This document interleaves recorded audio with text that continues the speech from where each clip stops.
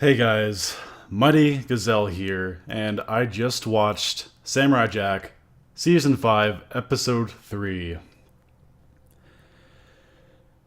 Last week I said that Episode 2 was the greatest episode of a cartoon that I've ever seen. This one just goes right out of the blue and just challenges that statement. I have a lot that I want to talk about in this episode. I think the best way to go about it is just go step by step and walk through the episode as it happened and give my thoughts about it.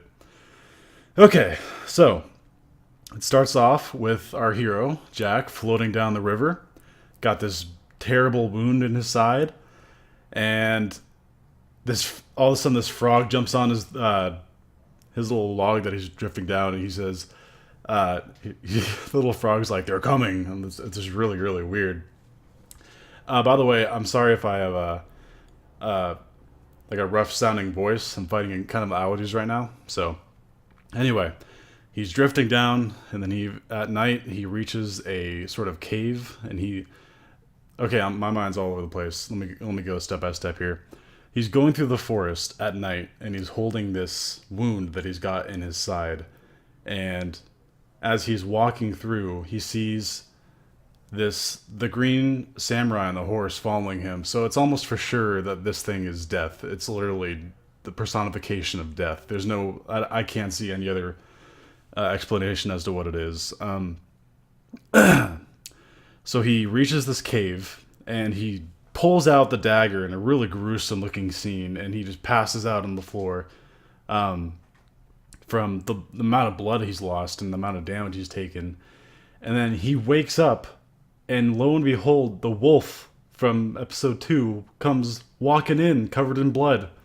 And not only does the wolf survive, but the wolf befriends Jack in what is a really sincere little series of events. I was like smiling. I could not believe how friendly this wolf was being to Jack. He brought him food, and they like shared food. They even burp by the campfire together, which is really funny. And there's so much I want to talk about right now. That wolf scene was absolutely fantastic, and there's this part where Jack's like freezing at night. He's just like shaking, and he looks at the wolf, and he's got all this nice warm fur, and then he kind of falls back to sleep, but he's really cold still. And he wakes up, and the wolf is wrapped around him, like embracing him, and it's like, oh my gosh, that is adorable. And they eventually tend to each other's wounds, and Jack picks up a bone off the ground and uses it to stitch himself. What a badass. Anyway, it's around this time that he starts getting what took me by surprise, these flashbacks of him as a kid, an experience that he had with his dad, and I thought that was really cool. Like, we didn't really see a whole lot of that in the original series. So the fact that they did it here and they have this kind of lesson that his dad is teaching him, it's kind of really cool, actually. I really did enjoy it. He tells them that, like, the decisions you make and the actions you take afterward are what define you as who you are. Like, it's your true self coming out in your actions. And there's this really cool scene where he gets out of the carriage, and because they're getting attacked by these bandits, Jack's with his mom and dad. And his dad tells them, like, you can lay down your arms and walk away and live, or you can stay and face your destiny. And, like, they're like, oh, we're not worried about your Bushido code and stuff like that. And he's like, very well. And then he kicks all their asses, just blood splurting everywhere. It was God, this episode, man. I tell you, it had a little bit of everything. So the thing that's really cool about this, the thing that's really significant about this scene is... by the way, the wolf and him part ways. The wolf wakes up one day and Jack was like, okay, I understand your leave. But the really cool thing about these flashbacks is it almost seems like Jack found his way again. I mean, he's still a little messed up in the head, but he starts talking more like his old self, like about honor, about, just... It sounds just like old Jack. And by the way, speaking of old Jack, we got this very Picasso-looking Jack ghost thing that appeared in his cave, and he's got like, it's a really exaggerated looking Jack, and he's like, you can't handle the fact that you killed someone, can you? That's what this is really about. And it's funny, everyone online is like, how's Jack gonna handle killing someone? Turns out, it took him one night, he got over it. Next day, the next day, the next day he waits for the sisters of Aku, or the daughters of Aku, to find him. And they hunt for him, and then he cuts to the daughters of Aku. And in a really cool series of events, the daughters of Aku kind of go through the forest, and they're like, what is that? And they're like, it's just this deer walking by, and it's just a regular deer. And like, Mother told us that there were animals out here. And it's just like, holy crap, these people haven't been outside once. It's kind of weird to think about. And then the male deer comes walking by, and they're like rubbing noses against each other, and they're like, this is disturbing. Like, it's just funny. Like, these are people that grew up in a cave and battled each other for their whole lives, and they're like, what is this disturbing deer love that we're seeing outside this? It's just weird. So they eventually track him down, and Jack, in this really cool scene where they can't see him, there's just snow everywhere, he's like, he basically repeats what his father told him, or he overheard his father saying when he was little, saying that you can either walk away now and live, or stay and face your destiny.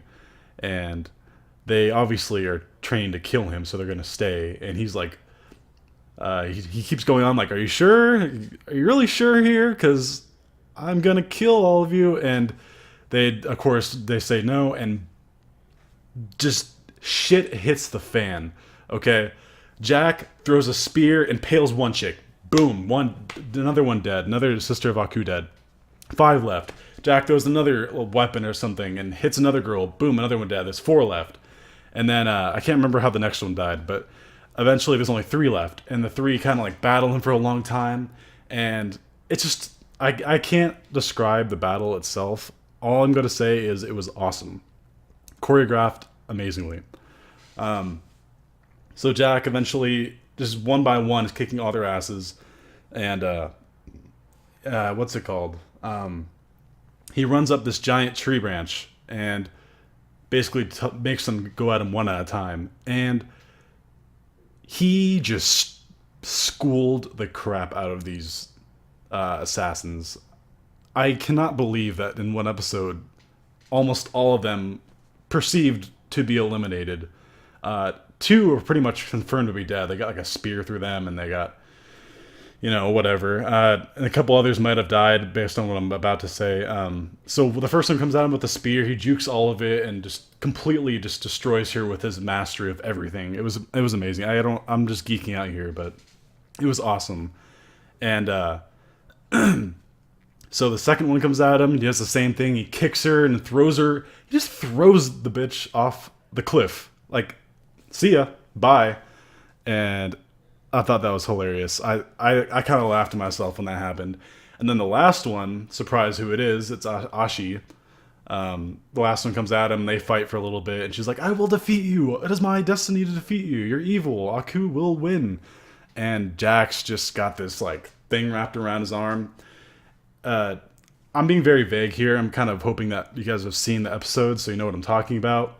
If not, what are you doing with your life? Go see these episodes. Anyway, he's got the chain wrapped around his arm. He's like, She's still like talking to him like, Aku's gonna kill you, blah, blah, blah. And he's just like, I've had kind of enough of this. I've had 50 years of bullshit. And he just like drops the chain. And she may or may not fall to her death.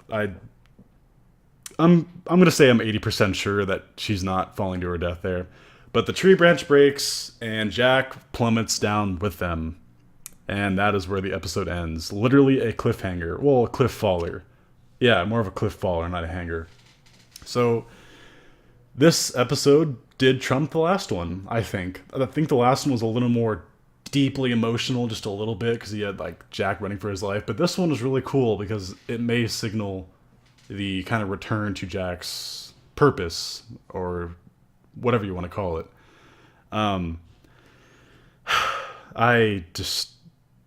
I cannot believe that we are blessed with such a well done reboot and ending to a show that we all love as a kid. I mean, Samurai Jack premiered 16 years ago. 16 years ago. Just think about that. And in the year 2017, we are getting a proper conclusion, the final chapter in this book that we started back when we were little kids. And we need to just appreciate it every single week. I will appreciate it every single week. I hope you guys join me every single week to kind of review and just kind of nerd out over something that means so much to us from when we were little kids. And that's pretty much it for my review. I'm stoked for the next episode. I have no idea what's really going to happen otherwise, other than the little teaser they showed at the end. What did you guys think? What did you guys think of this episode? What has been your favorite so far? I'd love to hear in the comments down below. Until next time, until next week specifically, or if you're a subscriber and you see my YouTube videos, yeah, this has been Mighty Gazelle, hoping you all have a mighty day. I'm really enjoying making these videos, and I'm glad that you guys like them too. And yeah, till next time, guys. See ya.